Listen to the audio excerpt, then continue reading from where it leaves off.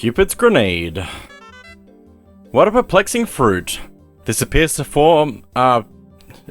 be from a tree that produces two types of berries that look identical, but some inspire romance, and others do the opposite. It's not easy to tell which is which. I'd better be careful with them. I should also warn Louis, or else he may try to bake this berry in a pie. Combustion berry. I've collected all kinds of edible objects, but the ship's sensors can't judge taste. To make up for the ship's shortcomings, I'm making a special effort to try everything. Good job, Bolimar.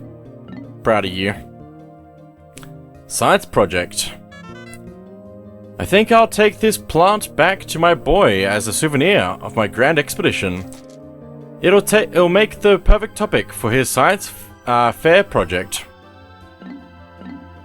Meat satchel. This want of meat, please never don't. This want of meat makes me inexplicably hungry. The parts used to produce it seem to be of ambiguous origin and questionable quality. Yet it calls to me. Maybe I'll just have one bite. Taste sensation. Some things on this world can't be understood, no matter how much I analyze them. For instance, this is the first time I've tasted this, but it has a nostalgic taste. It's inexplicable. It tastes like something my mum has made for me by hand. Triple sugar threat. I like to eat sweets from time to time. Well, to be honest, if there are any within reach, I can't help myself. Strangely, Pikmin never eat snacks. I wonder where all their energy comes from. That's a good point. Leviathan feather. This appears to be a huge bird feather, but I've never seen the creature it once belonged to. Wonder if I ever will. I've only ever seen a few airborne creatures on this planet. I wonder why. Maybe it's just because I haven't encountered them yet. Oh no, what if they saw me take this feather? They could be watching me, waiting for the perfect moment to take their sweet revenge. Oh boy. Heavy duty magnetizer. I've had an upset stomach lately. I'm not old yet, but I'm not young anymore either. Maybe I should start doing a better job of looking after my health. Perhaps basking in this contraption's magnetic rays will make me stronger. Emperor Whistle. Sometimes it's difficult to tell if a treasure is natural manufactured. The ship has concluded that this treasure is natural, but I'm not so sure. The ship sulks and gripes for days if I disagree with it, so I'll keep my opinion to myself. Seems like the safe option. Then we've got the 3 marbles here. Crystallized telepathy. I speculate that this crystal is, in fact, highly intelligent. It must possess telepathic powers. When I peer into it, the reflection of my face is bright red. It must be sensing my stress. Tomorrow, I think I'll sleep through the whole day. Crystallized telekinesis. The Pikmin are always staring at me. It's nice to see that they look up to me, but it's becoming unnerving. Sometimes I want to hide away in the ship, just to escape their beady eyes. Crystallized clairvoyance. Trying to sort out the 5 different colors of Pikmin is giving me a headache. I'll be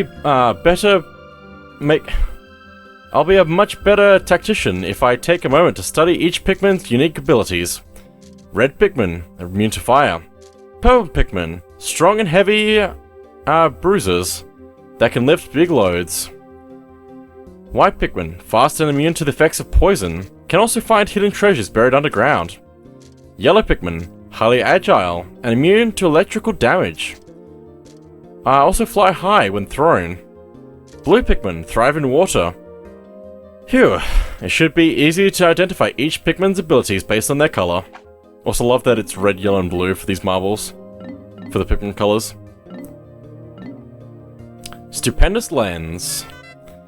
I've never seen such a huge lens. It must have been designed as a nanograde magnifier by a hyper-advanced society of alien mega-brains.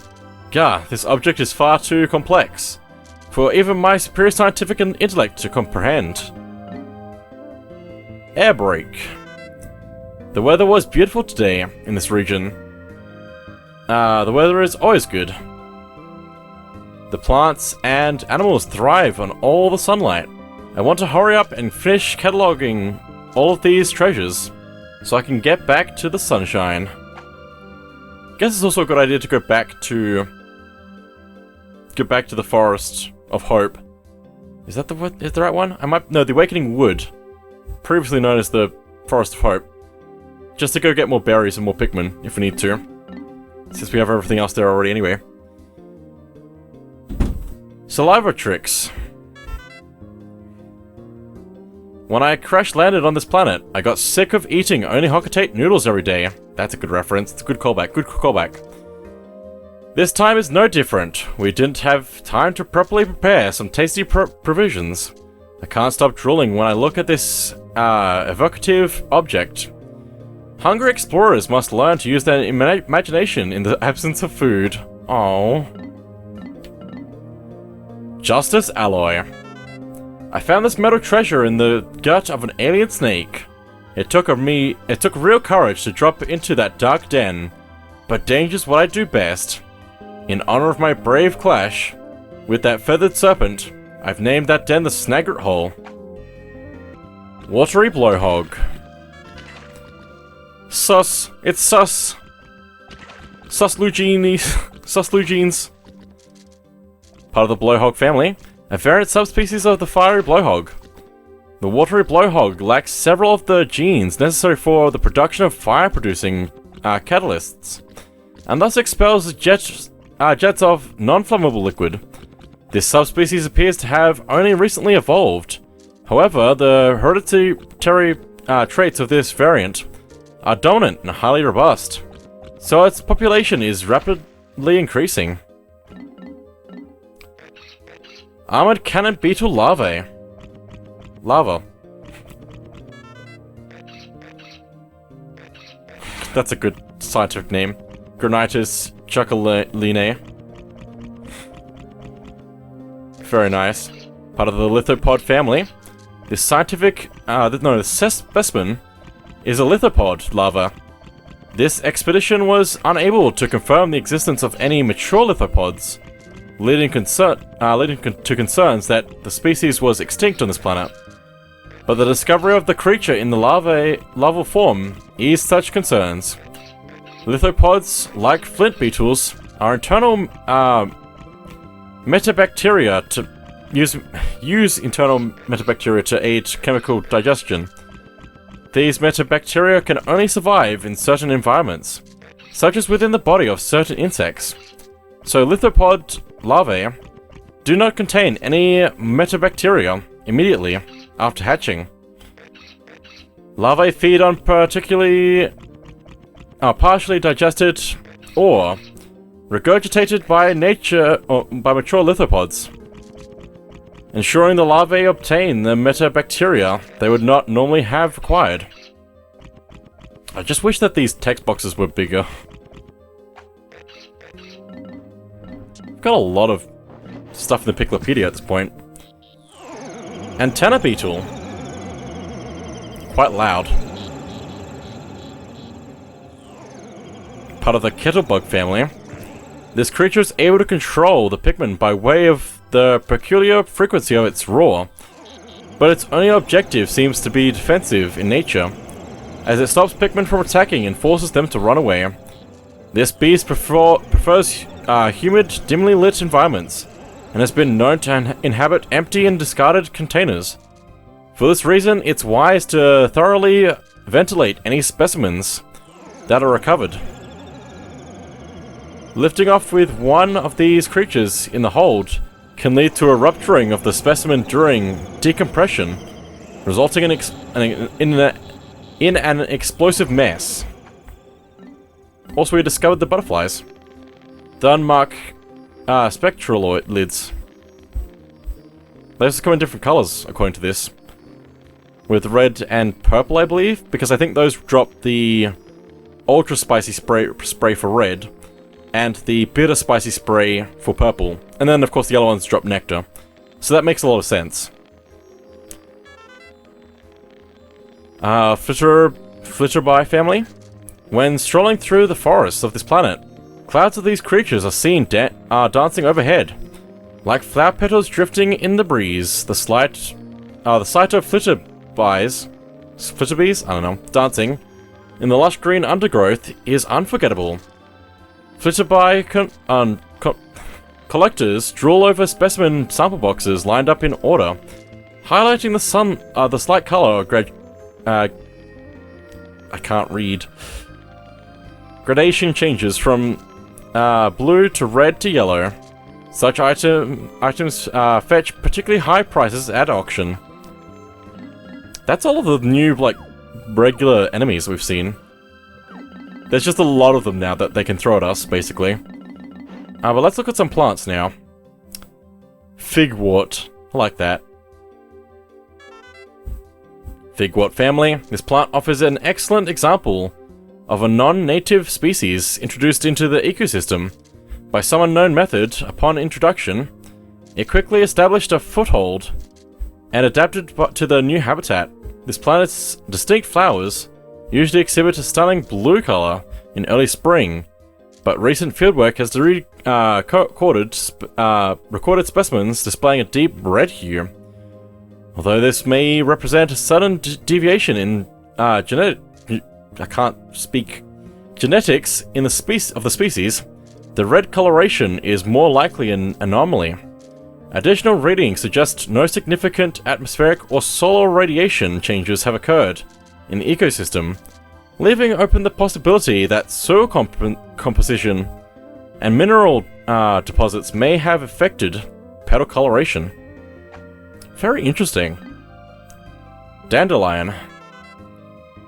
From the dandelion family. This perennial grows best in locations with full sun exposure. Its flowers boast countless tiny yellow petals packed together in a head. The species seems to have as many weed-like variants as petals, so more detailed research on these plants would best be left to a botanical research specialist. And the glowstem, that's a good name for that, by the way. Glowcap family, apparently. Just grows naturally. Although they are obviously unrelated, the glowstem bears a striking resemblance to the streetlights on Hocotate. It is highly possible that glowstems could be a relic of some unknown civilization beyond the scope of our imagination. Seems more likely. And then the pileated snagret. Pileated snagret? I don't know. Pileated. Also, it's not out of the ground. It's just sitting on top. That's interesting. See if we can get it out, maybe. There we go. Part of the Snavian family? Snavian family? This variety of snagret has the ability to both burrow underground and walk above it. Its earthly red coloration and distinct yellow ear and eye markings make it immediately recognizable. Despite featuring a chimera-like merging of serpent and avian features, the pileated snagret has poor eyesight for a bird, perhaps due to extended periods spent underground. To compensate for this, its nose features a thermal sensing organ common to many snakes, making it a dangerously effective hunter. Also, what is that about a thermal sensing organ in snakes? Is that real? That's cool.